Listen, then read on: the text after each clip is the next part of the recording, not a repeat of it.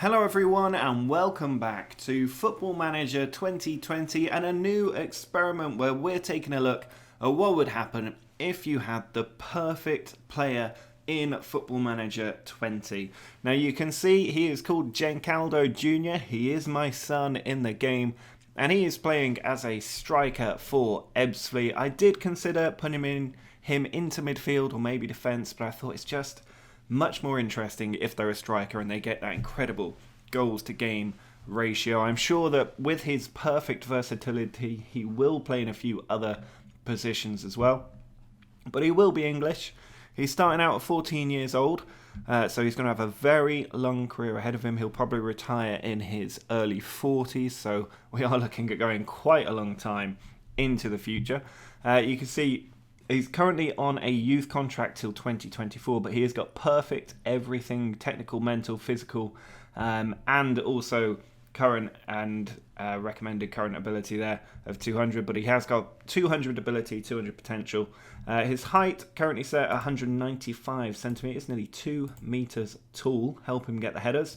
Weight at 90 kilos puts him on the slightly skinny side. I'm not sure how much that will happen though. And then if we have a look at his attribute details, you can see that ability there. I've not put his reputation up yet because that will happen on its own. And also if we do that, he'll be on the radar of every team in Europe immediately and they'll be trying to sign him. World reputation's kept quite low as well for that reason. So they're almost the presets for the player I've used here.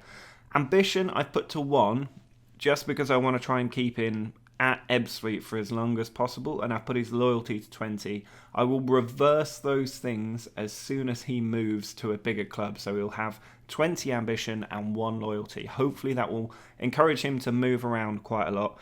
Some things haven't been set to 20. Professionalism, temperament, controversy is quite low. Dirtiness quite low, injury proneness quite low, because I think on some of these things you probably want it closer to the middle rather than one extreme or the other. It's difficult to know how much they impact what's going on in the game. But he's got a perfect weak foot as well. He has got a few player traits on him, getting into the opposition area, getting forward when possible. They're mostly designed to try and help him get goals, tries, first time shots.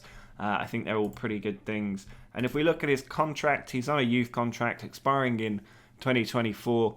I've also set it to will leave at end of contract because sometimes there's a slight little glitch where you can do that and he will stay until that contract does expire in 2024. It doesn't happen every time, but I've also given, an automatic 1-year extension for a lot of different situations, including 3 extra years for the club, in the hope that he does stay here for a little while. We'd like to see what he can do with Ebbsfleet. But when I've tried this experiment before, not just the perfect player, but with trying to keep the perfect player at a non-league team, it just doesn't seem to work out. The game always figures out a way to get him to the biggest teams in the world. So we'll see how he can do there. I think this will probably just be like a 3-part series. I'm trying to keep the series at quite a small amount rather than having 5, 6, 7 parts to it. In the first part, we'll probably go through the first 5 years of his career maybe, see where he's ended up. We'll take it quite slowly. Second part, we'll go a good 10 years ahead, have a look at how he's done. And then after that, we'll go up to retirement in the third part to see how he ends his career and if he can become a manager. So if you're looking forward to this series, do drop a like on the video down below. Make sure you are subscribed to the channel if you enjoy these experiments. There are new ones all the time. And most people watching these videos are not subscribed. So help the channel grow, hit that subscribe button, and then you'll get to see more stuff like this. But do let me know in the comments if there is anything you would like to see that I do not show you in this episode, and I will try to get it into the next one. But let's go forward. Probably 1 year to begin with. We'll review each of his 5 seasons one at a time. And we'll see how he's managed to get on. Well, we are now 1 year into the future, and as you can see, Ebbsfleet have done very, very well out of the league. Jenkaldo Jr. on his debut against the Stoke under-23s in a friendly, bagged 4 goals as a 14-year-old. A sensational start, 4 goals in his next game, 2 the game after that, and then 5 against Bedworth. What a first 4 games for him. And then against Chorley, he scores twice on his proper league debut. 2 again after that, 2 after that, and then he gets his first hat-trick. But that is what? That would be 9 goals in his first 4 games, 2 more after that as well, before the defeat started to come in. But he didn't manage to score in this game. But you can see his goals popping up in just about every single match. Getting a great goal-to-game ratio, 4 in this match in the FA Cup 4th qualifying round. And then the results do tail off a bit at this point here. So you can see that something maybe did happen at that point because he's still scoring goals. And then they start to lose. He's not in the team. And their season does come off the rails a little bit. So that's not ideal. If we have a look at how this league season did finish, looking at the league table, you can see they still won the league despite this capitulation at the end where they got 13 defeats. They still managed to win the league by 1 point, and that was pretty much just because of Jenkaldo Jr.'s 29 goals, top scorer in the league, highest average rating, most assists, and he was only there for half a season, most player of the match as well. So that is the impact that this one player can have on a league campaign. I mean, after he left, he literally left in this game against Boreham Wood, and after he left, they won 5 games across 3 months and still won the title despite losing all of those matches. Unbelievable stuff.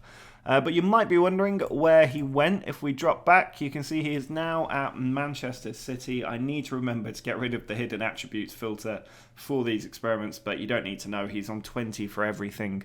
We froze his attributes so that they will stay the same for the duration of his career. He's now 15 years old. He's got 4 under-21 goals for England in 9 under-21 games. He can't play for the senior team until he gets to a certain age. I forget what that is. I think it's 16. But he's currently worth £37 million. And if we just start by having a look at the senior squad schedule for them, he joined, it was sometime in January, wasn't it? We'll have a look here when the goals start appearing for him. And that will be the sign that he has signed for them. But it would have been in January, I'm sure. Not scored for them yet in January. And there he goes. He first plays in the Premier League on the 1st of February in a 3-2 victory over Southampton. He got both of the first 2 equalisers and then scored the winner to seal his hat-trick in the 76th minute. What a way to introduce yourself on the big stage there. That definitely was his first game for Man City as well. They did lose the very next match, but he was not involved in that one. And then against Crystal Palace, he scores twice to secure the win for them very early on, despite Palace's last fight back. I don't know why Juventus have been renamed Zebra. I have got the names fixed in here, but it doesn't seem to be fully working. But you can see that 3-2 defeat there. And a 2-0 defeat in the FA Cup as well to Manchester United. But again, he wasn't playing, so a little bit of a theme appearing in some of those matches. The 3-2 defeat away from home, made up for with a 1-0 win at home, got them through to the next round. Beat Atletico Madrid 4-0. Did play but didn't score. And then 3-1 in the next match. 3 red cards in there as well. Champions League semi-final against Real Madrid. He doesn't score in that game, so he's missing out on some of the big matches. He has got the 20 for big match performances, and they lost 2-0 away from home. He didn't play in that match, but they managed to make it to the Champions League final, and you can see they did win in the Champions League final against Chelsea 1-0. He did play in the final, but didn't manage to score, but you could say that is probably a pretty decent first season for the team. He's not in any of the goal scoring charts, but he did get the second most man of the match performances with 7. A really nice finish to the season with a Champions League and Premier League double.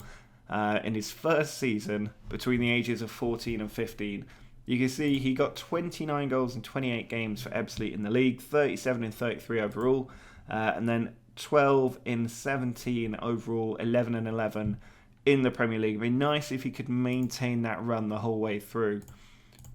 But just looking at his biography, you can see he's already doing extremely well. They've not mentioned his time at Ebbsfleet, which is a little bit of a surprise. But you can see he has won the Premier League, Champions League there. He's still only on £120 a week. Surely not. £120 a week. He's still on a schoolboy contract at 15, but he's won the Champions League and Premier League. So that is not a bad way to start off. Let's go 2 more years ahead and see what he's doing with Man City at that point.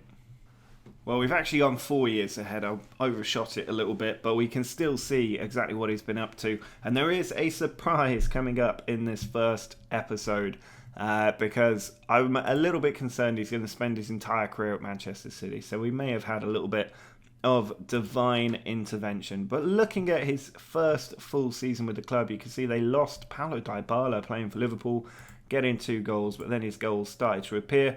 He didn't manage to score in the European Super Cup, but some nice performances here against the likes of Southampton, 4-0 over Copenhagen. Just looking for any big games where he may have got a lot of goals, but it looks like he's not actually scoring for them very much at the moment. Goal in this game, 3-0 win, 1 goal. But I think this is part of the problem with a big team like Manchester City, is that there will be games where the goals are really spread out. Now here, against Sundowns, he did manage to get 4 goals. He is on penalty-taking duty for Manchester City as well. Aguero getting 3 in that game. And then in the final, didn't manage to score, but they did get a 3-0 win. A beautiful unbeaten run here through all competitions, including the Carabao Cup semi-finals, where he scored the winning goal away at Stamford Bridge, and then 3-0 at home as well. Couple of other 3-0 results. He did get the hat-trick against Norwich.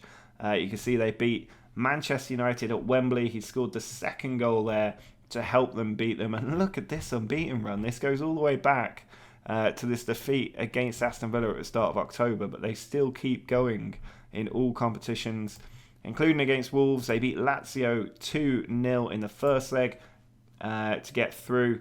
2-0 in the second leg, 1-1 in the first leg. Then they beat Real Madrid 2-1, Sterling and Silva with the goals. In the return game, they lose 2-1, but they do score all 5 of their penalties. He seems to be missing at this point, but he scores against Liverpool in the semi-finals of the FA Cup. Bear in mind, they've already won the Carabao Cup. The quadruple is on at this point.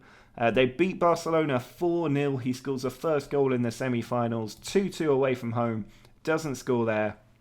They've definitely won the Premier League. The question is, can they do the quadruple? They can't. They lose to Arsenal 2-1 in the final of the FA Cup, but they do get the Champions League title for a second consecutive year. A 3-1 victory there. Silva, De Bruyne, and then Jenkaldo Jr. scoring in the final to give them their 3-1 win in St. Petersburg. The Club World Championship kicking off not too long after that. And you can see they did make it through the group stage, the quarterfinals, 2-0, semi-final 1-0, he scored there, the penalty spot, and then a 4-3 over Real Madrid. That Club World Cup looks pretty interesting if you're going to have matchups like that, in a summer club tournament as well, just before the season, before pre-season even really kicks off. That could be an interesting little competition in a few years' time. But you can see he scored 2 of the goals, including the winning goal in extra time there. Following season, again, failing to win in the Community Shield on penalties, and then failing to win the European Super Cup on penalties. He did score in both games and both penalty shootouts, but it didn't seem to make much difference. He seems to enjoy scoring against Norwich as well.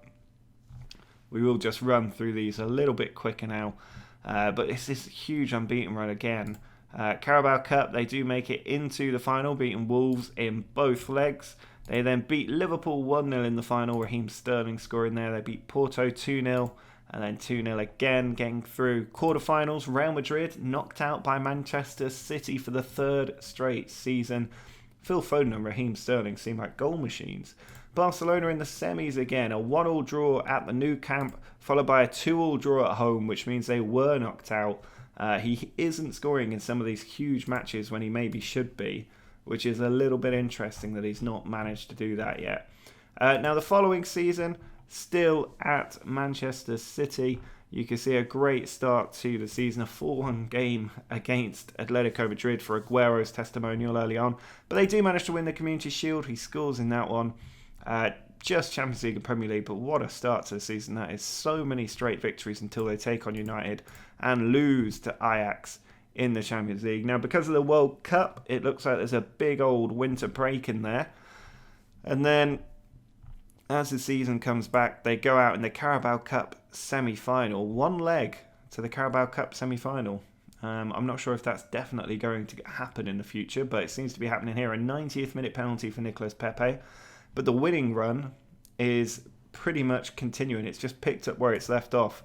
Champions League knockout stage is going pretty well. I mean, this is so many wins in a row. Then they lose to PSG 2-1 away from home and 2-1 at home as well. He played both matches but didn't score, failing for his team at the key moment. But he did help them at Wembley beat Wolves with a third-minute goal.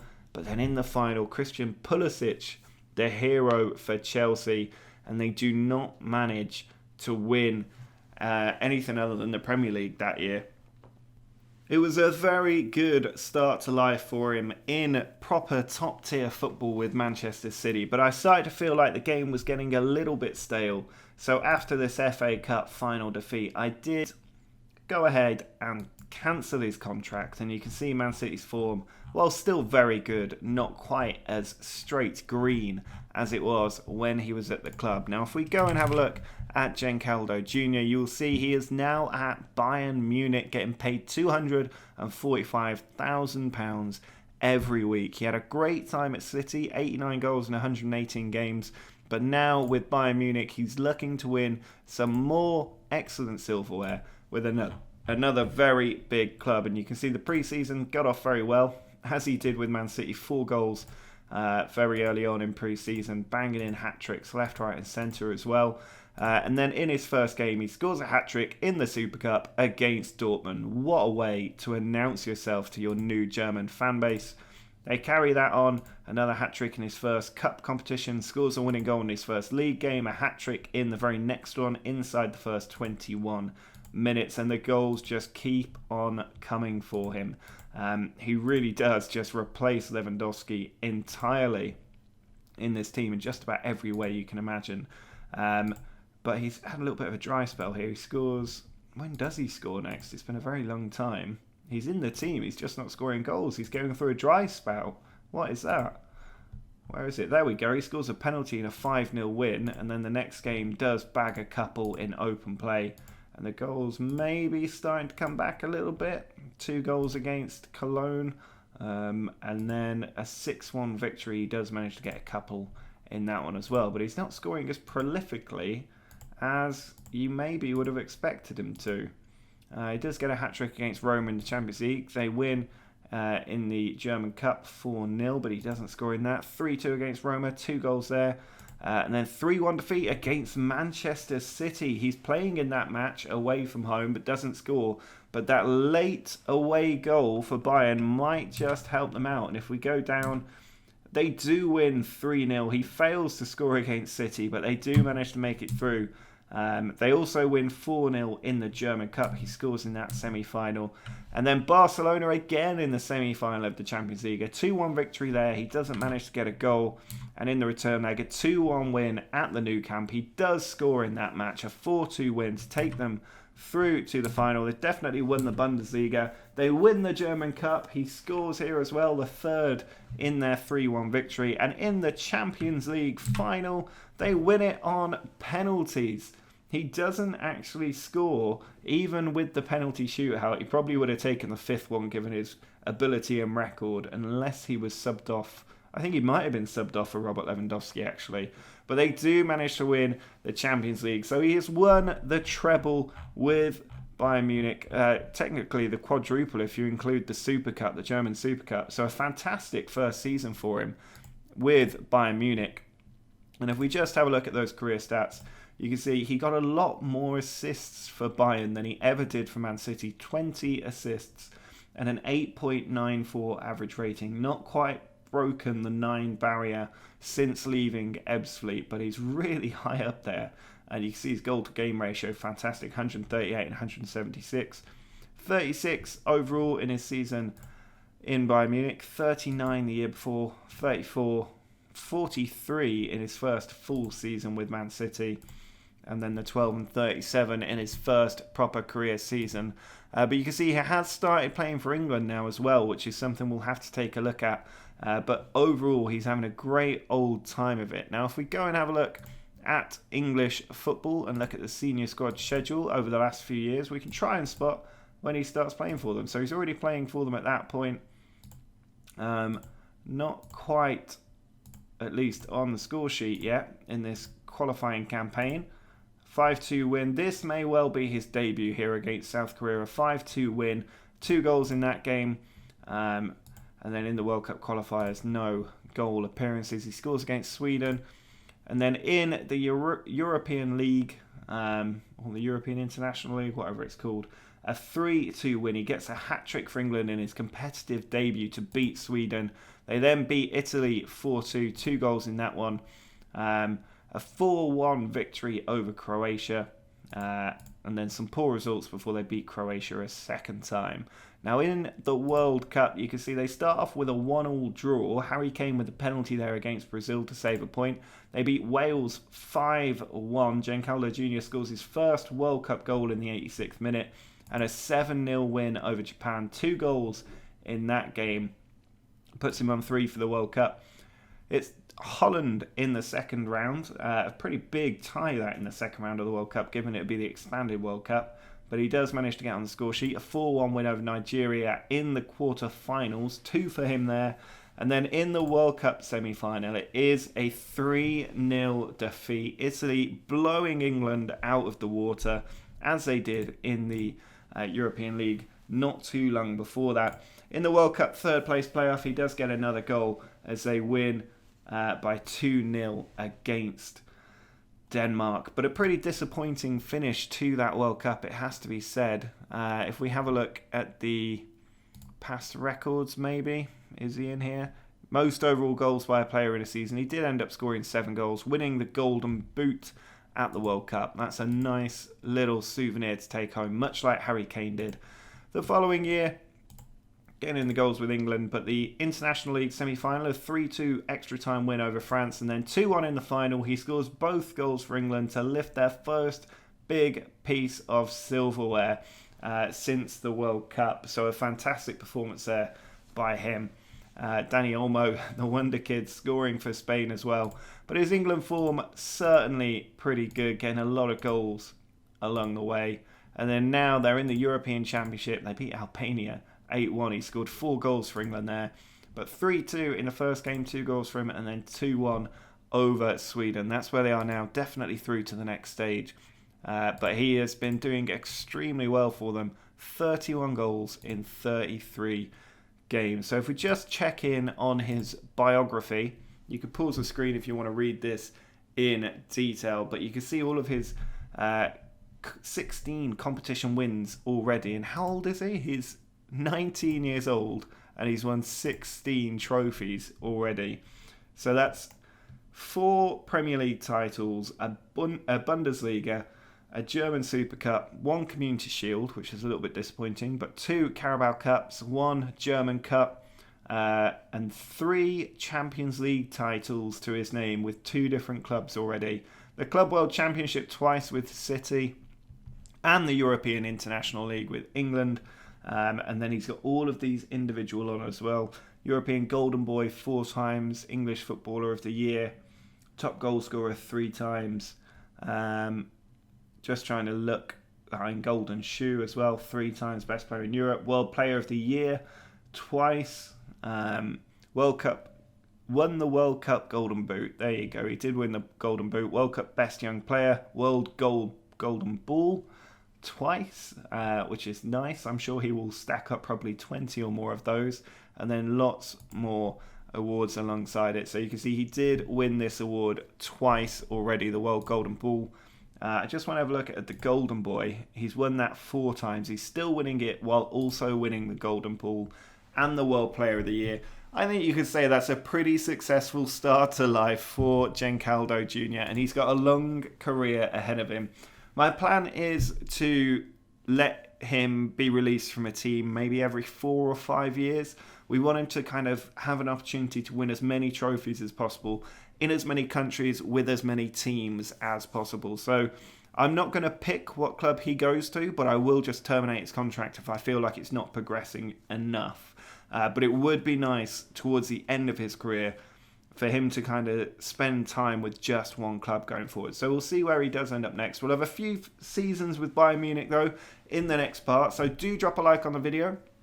If you're enjoying this experiment, make sure to subscribe for the next parts as they come out over the next few days. And let me know in the comments if there's anything you'd like to see which I haven't shown you in this video. But until next time, see ya.